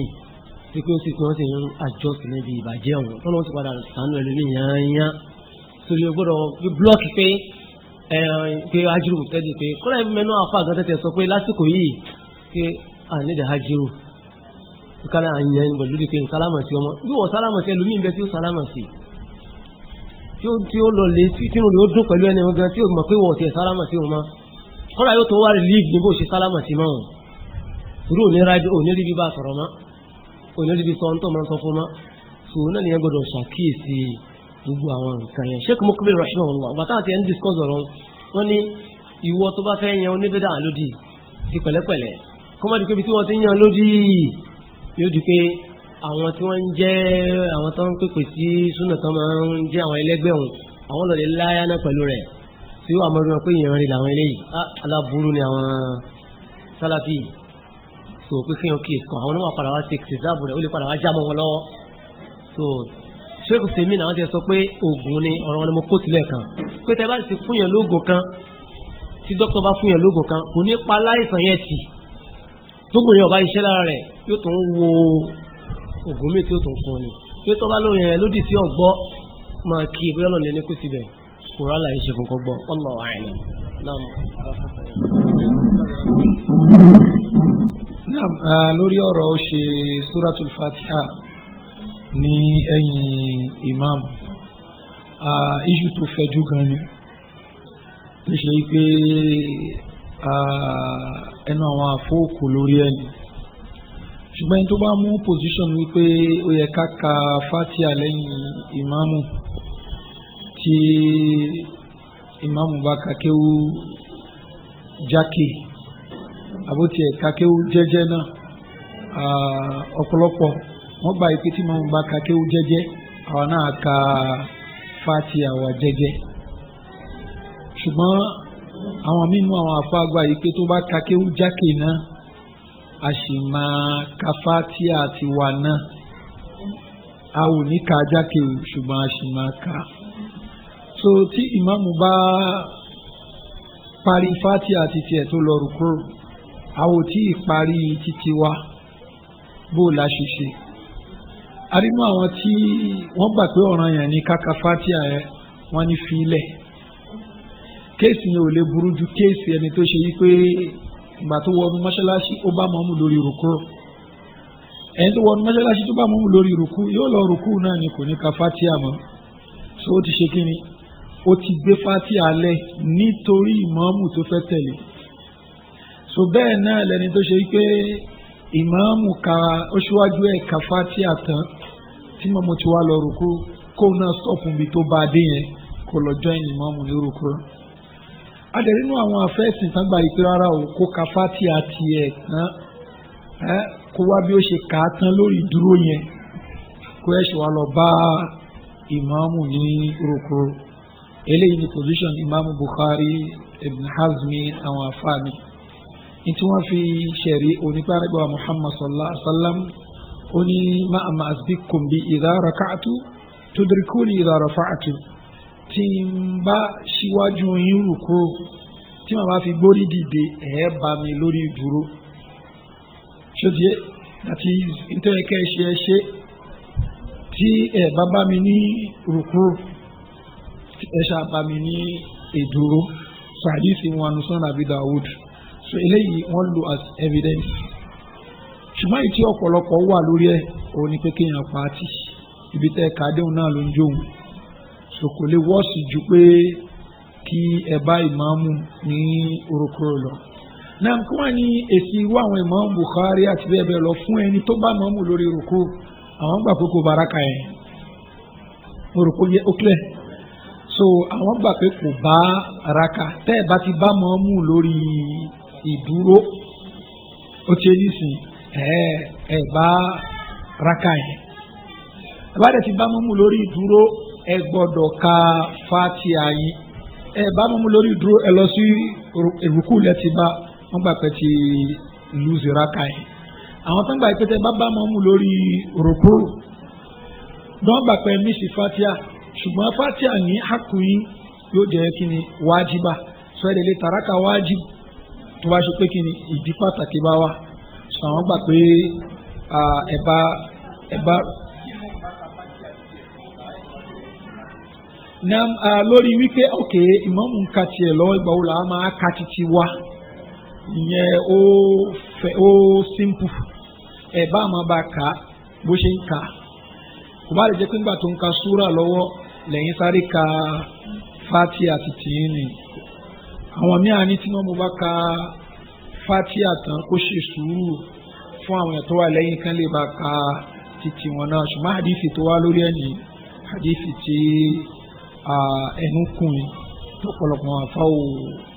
wọ́n gbà pé kò lálàáfíà so ṣùgbọ́n wallahu alam iṣu yẹn ń ṣe iṣu tí ó lè àwọn afẹ́sìn wọ́n lọ báyìí èyí tí wọ́n bá rí pé ó tẹ̀wọ̀n jù lọ́kàn wọn níbi àlàyé tó ń bá gbọ́ kí ó lò yẹn wallahu alam. kí ni a tó níbi ìbéèrè mẹ́ta náà ni ó kù kí a gbà ṣùgbọ́n kí a tó mọ̀ tẹ̀síwájú lórí ìbéèrè wa torí ìbéèrè kan náà wà bíbí eléyìí láti kéde fún wa pé àwọn ẹlẹ́ẹ̀lì mosque ní àwọn òkòkò ń bẹ̀ lọ́dọ̀ Sheikh Kamaldeen Abu Abdulsamad wọ́n ní Ramadan lecture náà ní next week tí wọ́n invite tí wọ́n pe àwọn ìmáàmù wa Sheikh Al-Ghani Juma Abdul Barakat ní dédé àsìkò yìí náà ni wọ́n ṣe lecture náà so tí wọ́n sọ̀rọ̀ nípa haqiqatul istiqama wa thamaratuha, the essence of steadfastness and its benefits. So inshallah kí a pàdé àwọn ìmáàmù wa ní ààyè yìí so kí ọlọ́run alá kí ó ṣàánú wa. ìbéèrè kan wà ń bí ẹ rí i pé ìdáhùn tí àwọn ṣéèkù wa tí wọ́n dáhùn lẹ́ẹ̀kan àwọn ṣéèkù wa Abdulfatah Salumi wọ́n tẹnu mọ́ púpọ̀ nípa ọ̀rọ̀ hajjiru yìí torí ọ̀pọ̀lọpọ̀ àwọn èèyàn ò ní àgbọ́yé ẹ̀ láwa mùsùlùmí bọ́ọ̀lá mọ́yàn lódì tó jẹ́ mùsùlùmí bọ́ọ̀lá dẹ̀mọ́ ń pè àníyàn lódì àwọn kan yí àwọn kan tí ó ṣe pàtàkì dì ní so torí èyí tí wọ́n mẹ́nu lílápẹ̀jú ẹ̀ kí wọ́n máa ní òun mọ́ àwọn oníbíjà mi lọ́rẹ̀ nítorí wọ́n ń sọ tí wọ́n mọ̀ fi iṣẹ́ ìlíyàn lérí ni lápẹ̀jú ìgbà táwọn àfáwà Sheikh Abdulhakeem Kutubi bẹ̀rẹ̀ sí mọ́ ṣe reputation fáwọn oníbíjà yìí àti àfáwà Alágége yìí ìkànnù wọn bá ní mọ́ ni Abdulhakeem Kutubi ń ìmọ̀ wọn jẹ́ àṣejẹ́ ń bí àṣejẹ́ ṣé òdodo lẹ́ ń sọ ṣá tí mo máa parọ́ ni tí ó bá ti dé ń pè ní ẹ̀rín àwọn náà padà mọ̀ pé irọ́ ni òun pa so bó ṣe mọ̀ parọ́ náà wọ́n mọ̀ parọ́ kọ̀ọ̀kan kan mìíràn irọ́ zina nǹkan kan gbogbo ẹ̀ ló mọ̀ sọ so aláṣọ wa very very careful so tabana yẹn lódì kì í ṣe nǹkan tí ẹ̀sìn ò fara mọ́ ṣùgbọ́n lẹ́kọ̀ọ́ ó dẹ̀ ní bá a ti ń ṣe ìbéèrè kan wà ń bí láti ọ̀dọ̀ àwọn obìnrin mọ́bò sọ ní tí ìyàwó yẹn bá kírun àbí ó tún lọ sí ọ̀dọ̀ àfá àbí oníyẹ̀mí wò pé ṣé ó yàwó òun kí ni kí èèyàn ṣe lórí rẹ̀ sọ eléyìí wọ́n fẹ́ kí àwọn àfáwà tí wọ́n ṣàlàyé lè ní orí náà. ẹni tí ó ní ìyàwó tó wá ṣe pé gbogbo àwọn aburú tí wọ́n sọ yìí náà ní í ṣe kì í kírun mọ́ ń lọlé àwọn èèyàn léwò pípé bò lèyàn ó ṣe so ọkọ yẹn ó ní iṣẹ́ ńláńlá tí ó ṣe lórí rẹ̀ nù àkọ́kọ́ iṣẹ́ nù ó ní iṣẹ́ tí ó ṣe yóò gbìyànjú gbogbo ọ̀nà tó bá wọn pé èèyàn máa fi ń báyàn sọ̀rọ̀ tí ó fi gbọ́ náà ni kó fọ́nrán ọ̀nà rẹ̀ sòkúrò àmọ́ ṣe ṣe ń gbà míì ẹ̀rọ lómi ti máa ń já pẹ̀lú ìyàwó rẹ̀ yóò sì kọrí sílé ìyàwó rẹ̀ ọ̀dọ̀ àwọn bàbá ìyàwó rẹ̀ yóò lọ sọ fún un pé ẹ máa ń fi ebi pa mí pé ebi kò ní dáná bọ̀rọ̀ fún mi yóò sì lọ lè fẹjọ́ rẹ̀ sùn nílé àwọn ìyàwó rẹ̀ nílé bàbá ìyàwó so irú àwọn ìgbésẹ̀ lẹ́yìn ìgbà tí wọ́n bá ti ń bá sọ tó bínú ti tí kò gbọ́ wọ́n lè sọ fáwọn bàbá rẹ̀ tó máa yí kíkí wọn o so kò ní bàbá máa àwọn tó kù ní mọ̀lẹ́bí lọ́lẹ́ fẹjọ́ rẹ̀ sùn wọ́n tó máa yóò kíkí wọn ẹ bá sọ̀rọ̀ o so gbogbo àwọn ìgbésẹ̀ báyẹn àwọn tó bá rí kó pàtàkì sí àwọn lectures oríṣi wa kí wọ́n máa gbọ́ tí ó fi kàn tó fi wà convince tó fi jẹ́ pẹ́ni tí ó máa ṣe dáadáa yẹn padà irú àwọn ìgbìyànjú yẹn nìyẹn gbọ́dọ̀ gbà lẹ́yìn ìgbà tí wọ́n bá ṣe léyìí so tí wọ́n rí pé kò change náà irú ẹni yẹn kéèyàn ó fi kalẹ̀ yá mo kọ́ kalẹ̀ nítorí kí ni èyí kírun kìí kírun kò sí tó burú mbẹ́ ṣé kò sí mélòó wọn dáhùn orí question tó mo sọ yìí fúnra wọn sọ débi pé ẹni yẹn kèfèrí ni ntí kéèyàn kírun kò lẹ́tọ̀ọ́ kẹ́ni tó jẹ́ mùsùlùmí kó gbé kèfèrí sí abẹ́ kó lóun fẹ́ so àmọ́ nítorí yẹ kó ṣe kó lẹ́nìyàn jù ní pé bó la rọ́bìnrin yìí bó ni ó ṣe kú níbi aburú tí ń ṣe yìí so ló dáa jù kí n gbìyànjú yẹn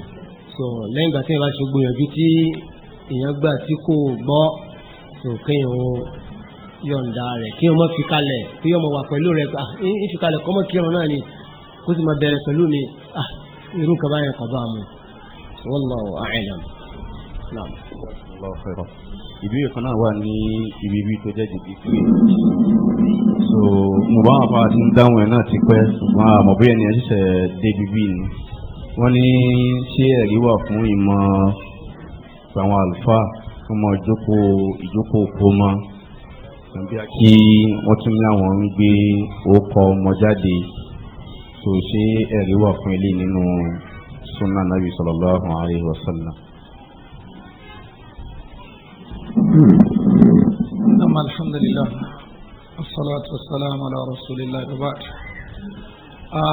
ìpè àwọn àfáà fún ìjókòó ìkómà tó bá ṣe pé kán wá jẹun òun ni téèyàn pè wọ́n fún bí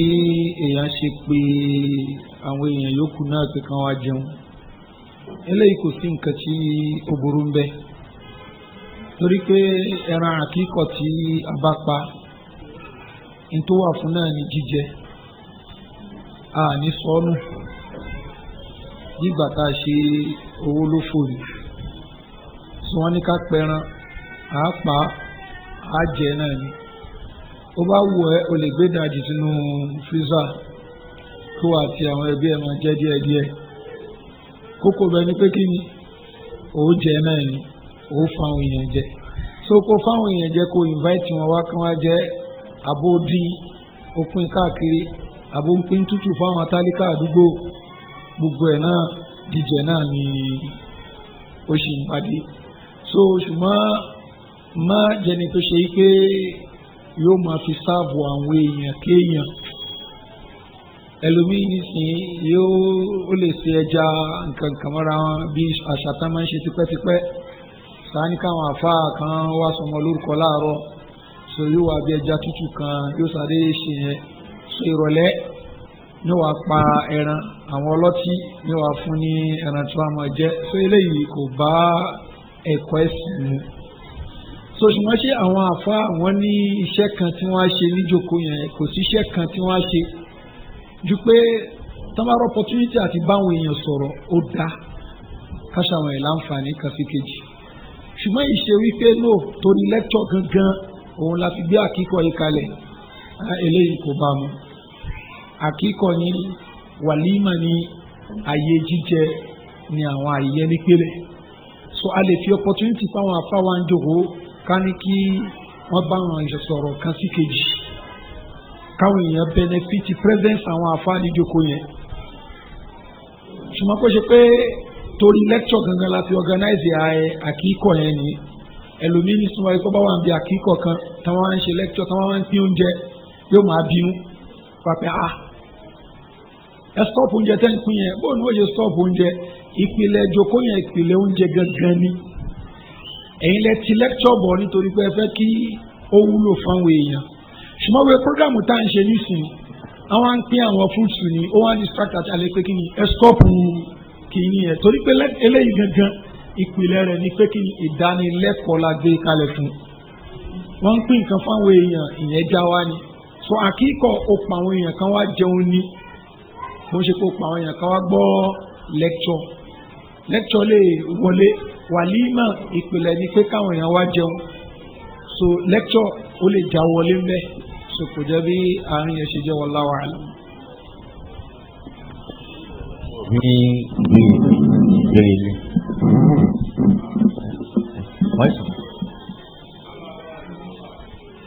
ìbéèrè tí àwọn àfáà béèrè náà ni wípé irú nǹkan tí àfáà ní Agége ń sọ yìí tí àwọn mùsùlùmí náà tí wọ́n ń gbé káàkiri ṣé ìdájọ́ kan náà ni a máa gbé fún wọn ṣá máa tí wọn bákan náà ni àbí àdá tí wọ́n yàtọ̀. ó ti clear ọ̀rọ̀ tí ẹni tó ń jẹ́ ẹni tó ṣe ẹ̀hẹ́dì kìíní wọn pé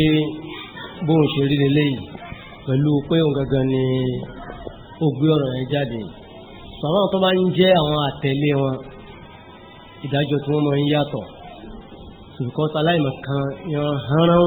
nílẹ̀ lómi ṣẹ́wúrẹ́ ń tán wí ní sọ pé tí òṣìṣẹ́ sọ pé ó ní òun lọ́lẹ̀ sọ sọ̀rọ̀ Bukhari nínú ohun tó padà rí àlàyé kí ló padà ṣe ó ní àtàláìmọ̀ kan ti ẹni yìí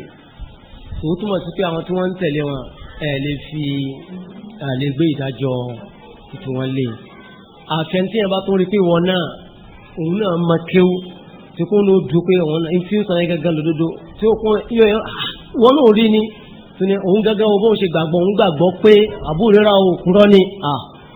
irú yẹn tí ẹ ti mọ̀ pé kì í ṣaláìmọ̀kan irú ẹni yẹn òun ó ṣe ilẹ̀ hákù rẹ̀ pẹ̀lú rẹ̀ náà ni àmì tó yẹ kó bá láìmọ̀kan lélẹ́yìí tí wọ́n kàn ní kí wọ́n ṣàlàyé fún irú àwọn ẹni yẹn wallahu a'lam. kódà bí èsì pé bóyá nìkan náà ni ó jẹ́ bàbá Gègé náà ló pinlẹ̀ ọ̀rọ̀ yẹn ẹni tí a bá rí i pé onímọ̀ ni ó máa ti ń sọ ó sì ń ka àwọn sàhábà ló kúrọ̀ ó dájọ́ orú nǹkan yẹn náà yóò lè rí rẹ̀ náà ni ẹni tó lè máa fírí náà ni pé ẹni tó já aláìmọ̀kan pé eléyìí ẹni dákun sẹ́yìn là ń bá wí ni aláìmọ̀kan tí ò lè wọ́n tó ń dá nǹkan mọ̀ yìí irú àwọn yìí wọ́n lè fírí tó ò ní ní ìdájọ́ tí àwọn fẹ́ jọ́ ní máa jẹ́ nínú wallahu a'lam. Jazakumullahu khairan. So lẹ́yìn ọmọ àwọn náà ni wọ́n á béèrè gbẹ̀yìn inshallah. So mo bí ntẹ́yìn ọmọ ìyá wa sọ náà ni pé àdìsá Nabi sallallahu alaihi wasallam tó ní man kadhaba alayya muta'ammidan falyatabawa maq'adahu minan nar. ẹni tí ó bá máa pàrọ̀ máa Nabi sallallahu alaihi wasallam ó tètè yá yan àga tí òun á jókòó sí nínú náà. So àwọn bóyá hadith yẹn tí ó fẹsẹ̀ rinlẹ̀ tó bá fẹsẹ̀ rinlẹ̀ tí ó pàtàkì kí àwọn afárá túmọ̀ ṣàlàyé àwọn ọ̀rọ̀ báyìí ní àwọn ìjókòó ìdánilẹ́kọ̀ọ́ wọn. Naam, lórí yẹn arákùnrin tí à ń sọ̀rọ̀ nípa ẹ̀ ní tí òun ṣe òní pé ọ̀rọ̀ anábì sallallahu alaihi wasallam tó bá bá ìfẹ́ inú ẹ̀ mu yóò mu èyí tí ó dẹ̀ kì í ṣe ọ̀rọ̀ ànábì náà sallallahu alaihi wasallam táyà fi tì sí ọ̀dọ̀ ànábì tó bá ti bá ìfẹ́ inú tiẹ̀ mu yóò lò sọ̀rọ̀ pé àwọn àfa aláàjì sọ párísì kan sọ yìí ó dọ̀ èèfù kò sí tó kàn wọ́n pẹ̀lú yẹn làákàyè ló fi ń ṣe tẹ̀síhì àti tad'if làákàyè òun ló fi ń ṣe tẹ̀síhì ló fi ń ṣe tad'if ibi tí àwọn àfáàdẹ ti ní problem pẹ̀lú ẹ̀ gangan lélẹ́yìí ráàyè rẹ̀ àbí ráàyè àwọn ọ̀gá tó kátìrà wọn so in tí wọ́n bá ti sọ òun ni nǹkan tí ó jẹ́ final so ọ̀rọ̀ ike bóyá man kadhaba alayya muta'ammidan falyatabawa maq'adahu minan nar irú yẹn ń sọ òun lè kó ti hadith yẹn ó ti ẹni sí but yóò ní kí ó rí àdáparọ́ kan máa nàbí tó bá làákà ìmú kó mọ́ tún lò yẹn náà yóò lo man kadhaba alayya muta'ammidan ẹni tó bá mọ́ parọ́ mọ́ mi falyatabawa maq'adahu minan nar ibi tí ó dé sínú náà kó máa prepare rẹ̀ kalẹ̀ fún rẹ̀ yóò lò láti lè fi tako ẹ̀yìn tẹ́ǹkó ti àwọn àdìsí kan tó ń gbà pàdísì yóò bá làákà ìmú àní ànábì lè sọ pé man kadhaba alayya muta'ammidan ẹni tó bá mọ́ parọ́ mọ́ mi so ẹ̀ ń parọ́ mọ́ ànábì ni tí ó lè bò pé Abu Huraira pé òpùrọ́ ni àbí àwọn kan mùnáfìkì ni wọ́n nínú àwọn sàhábà àti bẹ́ẹ̀ bẹ́ẹ̀ lọ. so ṣùgbọ́n òun náà fúnra rẹ̀ yóò kóòtì àdìsí ni ipe bó ṣe ń bẹ́nu àdìsí kan ọkọkùnrin kan wá kó wá sọ̀rọ̀ láìpẹ́ yìí bí àná náà ni wọ́n lóun náà mọ̀ ń pa ìtàn ilẹ̀ Yorùbá ní òun náà sọ kátikàti so ìgbà tí yẹn máa sọ láyé àdìsí ànábì kan ó dẹ̀ parọ́ ń bẹ̀ ó lè mọ̀ pé rọ́ọ̀lù ń pa o ṣùgbọ́n àdìsí tí ó exist ni àfa alágége ò takò wípé ìyẹn ò correct torí pé kí ni ó bá nǹkan tó fẹ́ sọ ó bá a mu sàwọn eléyìí wọn ládìsí kan gbà àfi tó bá bá làákà ìwọ̀n mu ìyí tí ó bá dẹ̀ ń ṣàdìsí náà tó bá ti bá làákà ìwọ̀n mu wọn máìndì kẹlẹ́ mọ́ anabi sallallahu alaihi wasallam ṣùgbọ́n wọn àfa aládìsí ni nítorí pé à ń wẹ̀rì káwa parọ́ mọ́ anabi sallallahu alaihi wasallam ní tí ó bá ti wà sahih kò wà sahih ni ní tí ó bá ti lálàáfíà kò lálàáfíà ni ṣùgbọ́n àwọn ẹni wọ̀nyí a gbọ́dọ̀ wà kí á fún pa wọn gan gẹ́bí tí mo sọ lẹ́ẹ̀kan in tó ń dùn wọn ò ní páwọn èèyàn ń já lẹ́yìn wọn gan réètì táwọn èèyàn fi ń já yẹn réètì yẹn lágbára ìkànnì wọn ó ní ẹ̀ṣọ́ra játúmọ̀lá àbí kí náà ń pè é ẹ̀yìn èèyàn gbẹtugbẹtu náà fi ń bá ọmọ yín sọ̀rọ̀ gbẹtugbẹtu òun náà fi ń bá wọn sọ̀rọ̀ ẹ̀ka nípa ọmọ yín náà kàn ṣe lò ṣé ẹni tó ń takò à ń lo àwọn nǹkan yìí ló máa ná ó present evidence fún ọmọ dẹ̀ ní kí ó wà convince pẹ̀lú ẹ̀ wọ́n náà present títí ẹ náà so ọ̀rọ̀ lórí ìmọ̀lélẹ́ yìí ṣùgbọ́n ti di pé tó kù táwọn lè máa ṣe ní káwọn ọmọ parọ́ anything kan ṣàṣọ láti lè fi bà àwọn èèyàn jẹ́ àwọn àfọwà gbọ́dọ̀ dákẹ́ àwọn àfọ súnà náà gbọ́dọ̀ dákẹ́ lórí eléyìí torí wípé ìta ń sọ ìtọ́jú òdodo ni pẹ̀lú ẹ̀rí so agbègbè yìí ni tí àwọn emphasize ni so ìparọ́ máa ń sọ sallallahu alaihi wasallam nídìí ẹ̀ ẹ̀sìn yìí tó bá ṣe pé ìta ń sọ wrong ó yẹ kí ó ti káti ráwọn tí ó máa takò nú àwọn ẹni ìṣáájú tán jẹ́ ní ọlọ́run gbogbo àwọn tabi'un ó yẹ ká ti takò ṣùgbọ́n táwọn àbáyẹn ń sọ náà là ń sọ títí dìsín ẹ̀yin lẹ́ ń yẹ kúrò ń bi nǹkan yẹn ẹ̀yin lẹ́ ń gbé nǹkan tuntun ní ìwọ́nú ẹ̀sìn ni so bó láti wá fẹ̀sìn lẹ̀ ká máa tẹ̀lé yín bákan náà yín tẹ̀lé ń ṣe léyìn náà ní àwọn west lẹ́ ń tẹ̀lé ẹni tó ń takò wípé òṣùpá ó pín sí méjì yóò gbà wípé àwọn kankan bẹ tó ṣe pé bóyá wọ́n ń pè ní àwọn stars kan bẹ níbì kan planet kan bẹ àwọn ẹbí kan bẹ tí wọ́n pè ní Milky Way galaxy tán gbogbo yóò gba ọmọ òòrè rí kankan rí bẹ́ẹ̀ni but aláwọn scientists ló sọ facts ni wọ́n mú wá yẹn ibi tó jókòó sí náà ló jókòó sí ó rí kankan ní gbogbo àwọn kan tó believe kó exist yìí ju pé torí pé kí ni àwọn scientists náà ni wọ́n sọ so ṣùgbọ́n báyẹn pé nǹkan kan máa wà rinlẹ̀ nínú ọ̀rọ̀ Ànábì sallallahu alaihi wasallam alẹ́lẹ́ yóò bá làákà yìí mò ń fáwọn èèyàn kan ní àpèjúwe lánàá ìkànnì àwọn tí wọ́n jẹ́ evolutionist Richard Dawkins ó ń sọ fún àwọn ọmọ rẹ̀ nínú class àwọn students ẹ̀ ó ní do you know that we all have a common ancestor ṣé gbogbo yín mọ̀ wípé a ní bàbá kan náà bí àsìn bàbá kí n pè bẹ́ẹ̀ ó ní fish ẹja pé gbogbo wa bàbá kan náà lájọ ní nípìnlẹ̀ òun náà lẹ́ja so ó ń gbé theory evolution wọlé torí pé àwọn abili gbé láti àmú ẹ̀bà nǹkan kan àwọn kan bẹ̀rẹ̀ sí fọ́ọ̀mù ó ń ṣe kínní ó ń transform sí nǹkan míì ìgbà tó yá ó dẹja látara ẹja ó di kínní ẹja bẹ̀rẹ̀ sí ní ìyẹ́ ó dẹyẹ tó ń fò ìgbà tó yá ẹyẹ ìyẹ́ rẹ̀ padà sí ní ṣe kínní ó di ọ̀bọ ó di gorilla látara ẹni ó di pé kínní ape lára ni ọmọ ènìyàn àkọ́kọ́ ti wá so gbogbo apes ìnàkí tawari sí mélòó gbogbo yìí tán ti ń tọ́jú sínú zoo èwo ló wá déyàn nínú wọn láti ìgbà tán ti ń tọ́jú wọn yìí so mọ̀ wípé Charles Darwin fọpọlọ yín ṣeré ni ṣùgbọ́n ẹlòmíì tẹ́ bá tako tíọ́rì yìí gbogbo nǹkan ló lè fi bá yín já nígbà tó ṣe pé ẹ̀ ń tako ayé al-Qur'an ni a ní scientific fact nítorí pé àwọn tí wọ́n jẹ́ biologist ẹgbẹ́ wọn míì sọ pé eléyìí is just a mere hypothesis hypothesis lásán ni is not up to a theory not to talk of being a scientific fact ṣùgbọ́n tí bá bẹ̀rẹ̀ lọ́wọ́ ẹni yìí sí ó lè ló ń gbà wọ́n á ní kinní kan ní black hole tó ń bẹ ní space ní black hole títí tí Stephen Hawking tó fi kú ní ó ń sọ àwọn nǹkan bẹ́ẹ̀ tó pé wọ́n á dẹ́ rí proof ní ṣùgbọ́n àwọn èèyàn ó máa kó jẹ torí pé ọ̀bọ̀ wọn ló ti wá sọ wá sọ wá rẹ̀ ń tó ṣe pé nǹkan tó bá ní ṣe pẹ̀lẹ́ sí ti wá tó ní lẹ́nu Al-Qur'an àáfojú kékeré wò ó ṣùgbọ́n táwọn bá fún wa lérí kan jẹ àákòjẹ kíákíá ní orúkọ sáyẹ́ǹsì ní orúkọ ọ̀làjú so ní táwọn ẹni wọ̀nyí tán sọ́fà níbẹ̀ nìyẹn so eléyìí ní táwọn gbọ́dọ̀ dìmú má ju ẹ̀sìn ẹ̀ lẹ̀ nítorí gbogbo àwọn pátipàti tán kó wáyé nìyẹn ẹ̀sìn tí àwọn ẹni ìṣíwájú wá ṣe tí wọ́n ikú tán ṣe má ṣe ṣe òun náà ló ẹ̀ka wa náà ṣe kò jẹ́ bó ṣe jẹ́ wallahu a'lam.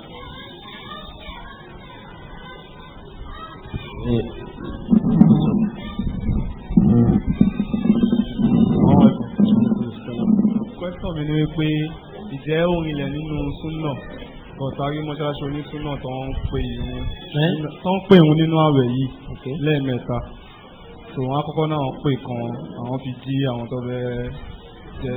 ṣe oúnjẹ sàrà bí nǹkan. So wọ́n wá pè kejì tó pè ẹlẹ́ẹ̀kẹta. So ìjọ ohun ilẹ̀ nínú súnà ẹlẹ́ẹ̀kejì ni pé sábà rí bóyá official site tó jẹ́ ti Sultan of Sokoto tọ́wá sí àwọn kíní déètì ìrun ní pé time báyìí ní fájú ìwọlé kìnnìkan tó jẹ́ official site Sultan of Sokoto tọ́wá sí kíní jẹ́ èèyàn lè gbára lé gẹ́gẹ́ bí pé bóyá àwọn náà lọ sí tó ní pé time báyìí ní fájú ìwọlé time báyìí la máa ṣe ní téèyàn lè lò náà fi ṣe náà. ìbéèrè alákọ̀ọ́kọ́ òun ni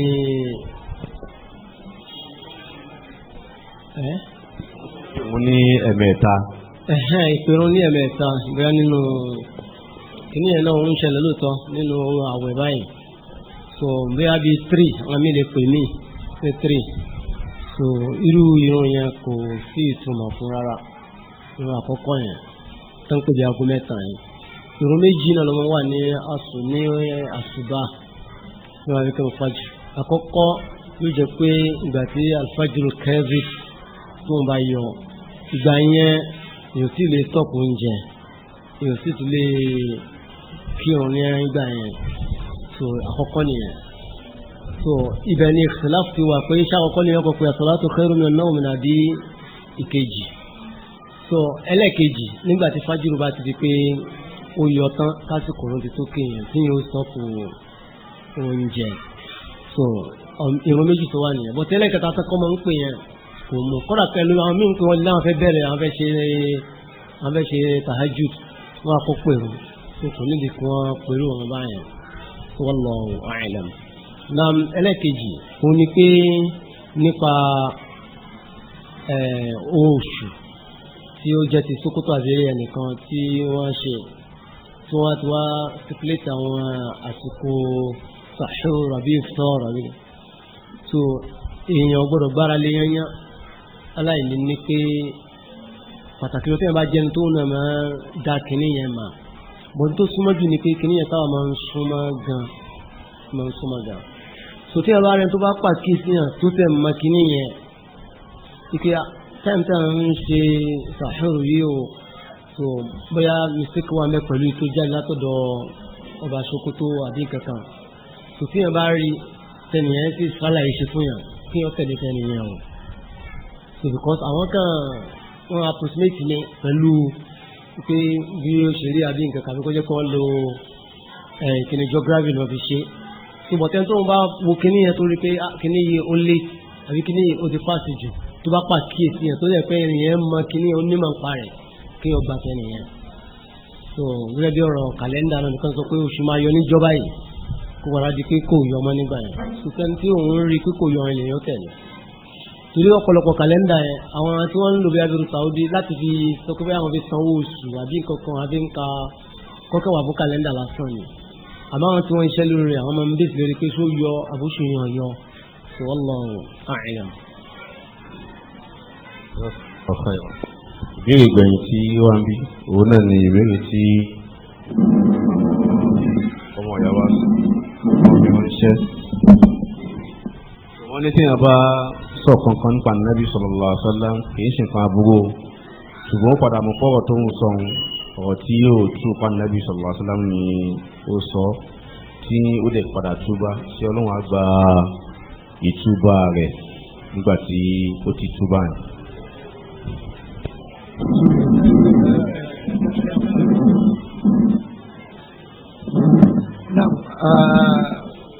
lókun ìgbà tí ẹnìyẹn bá ti túbá tí ó rẹ̀ ní àníyàn pé ìgbà tó ń sọ òun máa fẹ́ dáadáa parọ́ mọ́ Ànábì sallallahu alaihi wasallam ó rò pé nǹkan yẹn rí bẹ́ẹ̀ ni ṣùgbọ́n ó padà clear sí pé n tó ń sọ yẹn kò rí bẹ́ẹ̀ ó dẹ̀ túbá ó dẹ̀ sọ ní ààyè tí ó ti sọ ọ̀rọ̀ yẹn fáwọn èèyàn pé ànábì sọ báyìí o ó sọ fún ọ pé nǹkan ẹ̀ ò rí bẹ́ẹ̀ o àbí kò lọ́pọ́túnítì àti ní ti àwọn ènìyàn mọ́ ó sọ ọ́ síta pé ìgbà kan mo sọ báyìí báyìí rí so ó padà clear pé nǹkan yìí kò rí bẹ́ẹ̀ so inshallah Allah subhanahu wa ta'ala yóò gba tuntun bá ìròyìn bẹ́ẹ̀ Allahu a'lam. mo bí ìyẹn náà la jẹ́ òpin àwọn ìbéèrè tí a ń gbà. alhamdulillah wassalatu wassalamu ala rasulillah adakwe fún Ọlọ́run atọrọ ìkẹ́ àti gẹ̀ fún Ànábì Muhammad sallallahu alaihi wasallam so mo ń gba ẹnu àwọn chairman wa àwọn bàbá wa tí Ọlọ́run bá lè kẹ́lá tí ó gbé àyè yìí kalẹ̀ túrò wọn so tó máa sọ yìí pé lágbájá nífẹ̀ẹ́ sìn ó sì nífẹ̀ẹ́ àwọn tí wọ́n jẹ́ lẹ́sìn tí wọ́n dẹ̀ ṣe tán àti ná gbogbo tí wọ́n ní lórí kí ẹ̀sìn yẹn bá lè ga níbikíbi tán bá wà àwọn náà ni àwọn chairman wa Alhaji Ismail Olawi abiyallahu subhanahu wa ta'ala gbogbo rẹ̀ tọ́lọ̀ ti ṣe fún wọn kọ́lọ̀mọ́ fún ọbàjẹ́ kan èyí tí wọ́n ro kan ní àti èyí tí wọ́n ro kan lóore kọ́lọ̀mọ́ ṣe fún wọn àwọn kan ní wọ́n kọ́lọ̀mọ́ jù bàjẹ́ láíláí gẹ́gẹ́ bí wọ́n ṣe sọ wọ́n gbìyànjú gidi gan ọlọ́wọ́ bá àlékọ́ ládẹ̀mù fún wọn ṣe kọ́lọ̀mọ́ kọ́ ìdí àìmọ́ ṣe sí wọn láíláí la ilaha illallah kí gbogbo wa lọ́pọ̀lọpọ̀ lọ́kùnrin lóbìnrin tí a fi àsìkò lẹ̀ láti wá gbọ́rọ̀ lẹ́nu àwọn àfáà wa tí ọlọ́wọ́ bá lè kí láti ó gbé iṣẹ́ yẹn lé wọn lọ́wọ́ òun náà ní iṣẹ́ tọ́lọ́ ń gbé fún àwọn ànábì Ọlọ́run alayhimu salatu wassalam àwọn sheikh wa Abdul Fattah Sarumi láti ìlú Ìlọrin abilọ́ subhanahu wa ta'ala kọ́lọ̀bà sanwó ní ẹ̀san olóore kọ́lọ̀bà sanwó ní ẹ̀san olóore ìmọ̀tọ́lọ́ ń jogún fún wọn kọ́lọ̀mọ́ bá ìmọ̀ náà jẹ mọ́ wọn lára la ilaha illallah ọ̀pọ̀lọpọ̀ báríkà kọ́lọ̀bà ṣàlékún fún wọn. bákan náà àwọn host imam wa Sheikh Abdul Ghani Juma Abul Barakat hafizahullah wa ra'ah abẹ́lọ́ fún àwọn náà kọ́lọ̀mọ́ bá ṣe dáadáa fún wọn. nínú tọ́wọ́n sọ wípé ìyẹn ní ìkàkún fún ẹ̀sìn fún àgbọ́yé ẹ̀sìn láwùjọ lára àwọn èèyàn pé kí ìdàgbàsókè máa bá báwọn èèyàn ṣe ń ṣẹ̀sìn láwùjọ ọlọ́ọ̀bá àlekèọlá ó fi sí wọn lẹ́mìí púpọ̀ ọlọ́ọ̀bá san wọ́n ní ẹ̀san olóore àti gbogbo àwọn bàbá wa lọ́tún lọ́sì alhamdulillah abẹ́lọ́ subhanahu wa ta'ala fún ọdún alùpùpù náà kọ́lọ́ san wọ́n ní ẹ̀san olóore gẹ́gẹ́ bí Ustaz Ishaq bí wọ́n ṣe sọ wípé tafsir ó lọ ń bí lójoojúmọ́ inshallah àwa tí ọ̀nà wa jìn tó jẹ́ wípé a lè má láǹfààní láti máa attend tafsir ṣùgbọ́n ọwọ́wọ́ kí n sábà kúrò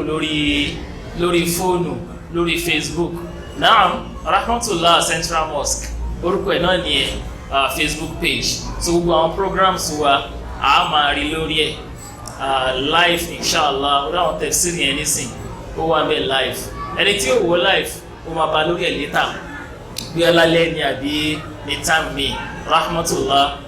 Central Mosque náà ní Facebook page yẹn abẹ́lọ́ subhanahu wa ta'ala kó má ṣe lè ní àṣìmọ̀ fún ẹnì kọ̀ọ̀kan wa. subhanaka Allahumma wa bihamdik nashhadu an la ilaha illa anta nastaghfiruka wa assalamu alaykum wa rahmatullahi. ومن يشاقق الرسول من بعد ما تبين له الهدى ويتبع غير سبيل المؤمنين نوله ما تولى ونصله جهنم وساءت مصيرا. And whoever opposes the messenger after guidance has become clear to him and follows other than the way of the believers, we will give him what he has taken and drive him into hell, and evil it is as a destination.